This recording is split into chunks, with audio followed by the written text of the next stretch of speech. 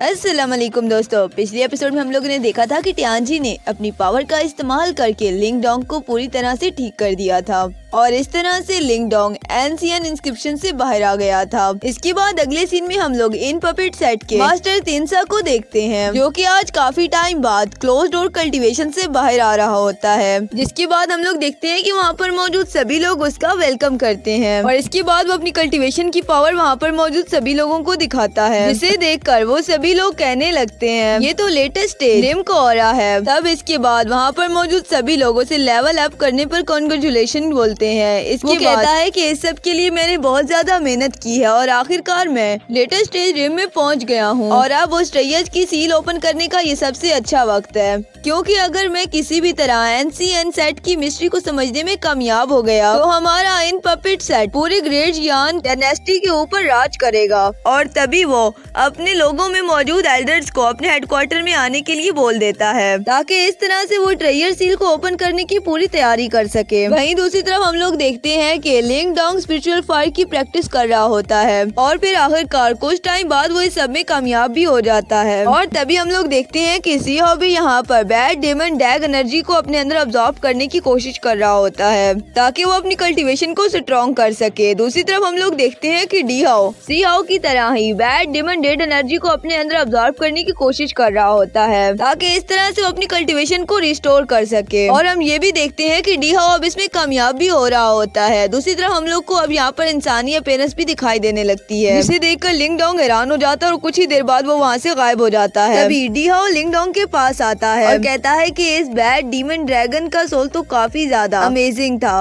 और तभी लिंग डोंग उससे पूछता है कि अभी मैंने यहाँ पर एक इंसानी फिगर देखा है, आखिरकार वो था क्या? इस पर डी हाउ उसे बताता है कि दरअसल वो मेरा ही अपीयरेंस है, जो कि कल्टीवेशन के लॉस होने से पहले का था और इसीलिए जैसे ही मेरा कल्टीवेशन रिस्टोर होगा मैं दोबारा से इंसानी रूप में आ जाऊंगा। तभी इसी बीच हम लोग देखते हैं कि सी हाउ भी बैड डीमन ड्रैगन की सोल को अब्सॉर्ब करने में कामयाब हो जाता है और इसके बाद उसकी ताकत बहुत ज्यादा बढ़ जाती है और इस बात को लेकर लिंग डोंग भी काफी ज्यादा खुश हो जाता है और फिर वो सी हाउ से कहता है कि तुम तो काफी ज्यादा अमेजिंग हो। और इसके बाद हम लोग देखते हैं कि डी हाउ सी हाउ को परेशान करने लगता है और कहता है कि मुझे तो बिल्कुल भी यकीन नहीं हो रहा कि इसने बैड डीमन ड्रैगन को कंडेंस कर लिया है और इस तरह से इसने एक बार फिर मेरा फायदा उठा लिया है। अब उसकी ऐसी बातें सुनकर सी हाउ को डी हाउ पे गुस्सा आने लगता है। इस पर डी हाउ से कहता है कि अगर तुम इस बात को एक्सेप्ट नहीं करना चाहते तो चलो हम लोग फाइट करके देख लेते हैं। लेकिन यहाँ पर तभी लिंग डोंग उन्हें फाइट करने से रोक देता है और कहता है कि हमें सबसे पहले डिवर्सिटी में चलना चाहिए। उसकी बात सुनकर डी हाउ उससे कहता है कि क्या तुम सच में इन पपेट सेट में जाना चाहते हो? तब इस पर लिंग डोंग उससे कहता है कि एनसीएन के सिंबल को इन पपेट सेट का मास्टर ही लेकर गया था, इसीलिए सबसे पहले हमें वहाँ से इसके क्लू के बारे में खोजना होगा। लिंग डोंग की ऐसी बातें सुनकर डी हाउ कहता है कि क्या तुम्हें वाकई लगता है कि तिंगली हमें वहाँ इतनी आसानी से जाने देगा?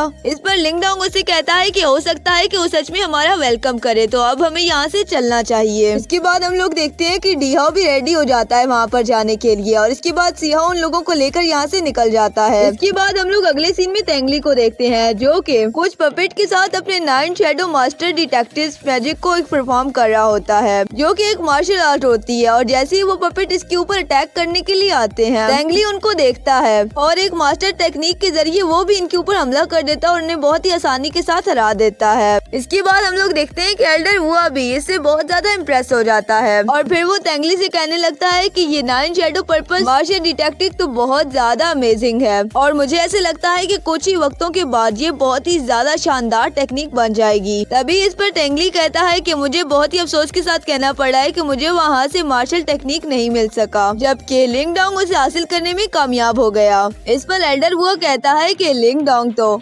एंशियन इंक्रिप्शन में गार्ड के हाथों मारा गया, नहीं तो फिर उसे मैंने अपने हाथों से मारकर योंगर का बदला ले लिया होता। इस पर तेंगली उसे कहता है कि क्या तुम्हें लगता है लिंग डोंग को वहाँ पर कोई भी चांस नहीं मिला होगा और उस गार्डियन ने लिंग डोंग को अपनी पावर का इस्तेमाल करके मार दिया होगा? इस पर एल्डर हुआ कहता है कि हाँ, मेरे कहने का यही मतलब है। इस पर तेंगली मजीद कहता है कि वो गार्ड तो सच में बहुत ज्यादा पावरफुल था और इसी वजह से हम उस अंडरग्राउंड पैलेस को बहुत ज्यादा एक्सप्लोर नहीं कर सके। तब एल्डर वो तेंगली से कहता है कि तुम्हें इस बारे में परेशान होने की जरूरत नहीं है, क्योंकि एंशियन इंस्क्रिप्शन जैसे ही दोबारा से ओपन होगा तब हम सेट मार्शल से पावरफुल लोगों को इकट्ठा करने के लिए कहेंगे, ताकि इस तरह से हम लोग उस अंडरग्राउंड पैलेस में इंटर कर सकें। इस पर तेंगली कहता है कि अगर हम लोग उस अंडरग्राउंड पैलेस में इंटर होने में कामयाब हो गए तब हमारा उस ट्रेयर पर भी कब्जा होगा और हमारा इन पपेट सेट पूरे 4 ग्रेट कोर फैमिली से बहुत ज्यादा आगे निकल जाएगा। तभी इसी वक्त एक ईगल तेंगली के लिए सेट मास्टर का लेटर लेकर आता है। तब उसे उस लेटर के जरिए पता चलता है कि उसके फादर अंकल काओजेन को हेडक्वार्टर में बुलाना चाहते हैं, ताकि इस तरह से वो सभी लोगों के साथ मिलकर उस ट्रेजर सील को ओपन कर सके। तभी हम लोग देखते हैं कि उनका एक गार्ड वहाँ पर भागते हुए आता और कहता है कि तेंगली आपको बाहर बुला रहे हैं। तभी तेंगली हैरान होते हुए कहता है कि लिंग डोंग तो अभी तक जिंदा है, और फिर वो अपने लोगों से कहता है कि तुम लोग उसके ऊपर हमला करने के लिए तैयार हो जाओ, क्योंकि मैं उसे यहाँ से जिंदा वापस नहीं जाने दे सकता। और फिर उसकी ऐसी हरकत से वहाँ पर मौजूद सभी लोग बहुत ज्यादा हैरान हो जाते हैं। और फिर वो लोग कहते हैं कि आखिर ये है कौन और इन पपेट सेट के सामने आकर क्यों प्रॉब्लम क्रिएट कर रहा है, कहीं वो पागल तो नहीं हो गया है। और तभी हम लोग देखते हैं कि लिंग डोंग अपने लोगों के साथ वहाँ पर उनके सामने आ जाता है।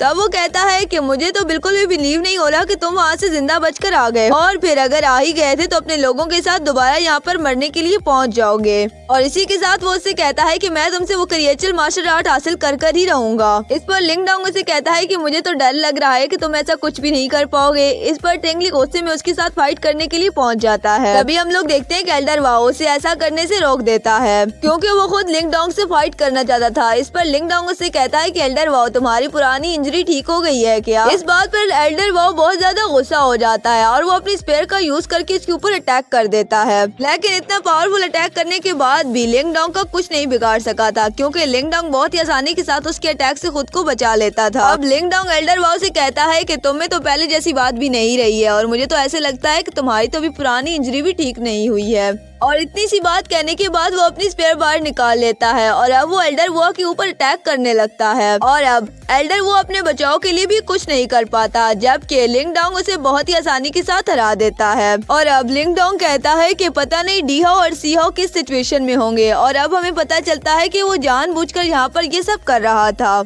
एल्डर लुआ को बहुत ज्यादा लिंग डोंग पर गुस्सा था, इसीलिए वो दोबारा से उठकर के साथ फाइट करने लगता है, और इस तरह इन दोनों के दरमियान दोबारा से जबरदस्त फाइट शुरू हो जाती है। दूसरी तरफ डीहाओ और सीहाओ बहुत ही आसानी के साथ पैलेस में इंटर हो जाते हैं, और वो कहते हैं कि लिंग डोंग तो सच में बहुत ज्यादा चालाक है। दूसरी तरफ हम लोग देखते हैं कि मिस कियान अपने कमरे के अंदर प्रैक्टिस कर रही होती है। तभी वहाँ पर उसका आदमी आ जाता है। दोस्तों, उसका आदमी उसे कौन सी खबर देने आता है इसका पता तो हमें आने वाले एपिसोड में चलेगा, क्योंकि ये एपिसोड यहीं पर खत्म हो जाती है। दोस्तों, मिलते हैं नेक्स्ट एपिसोड।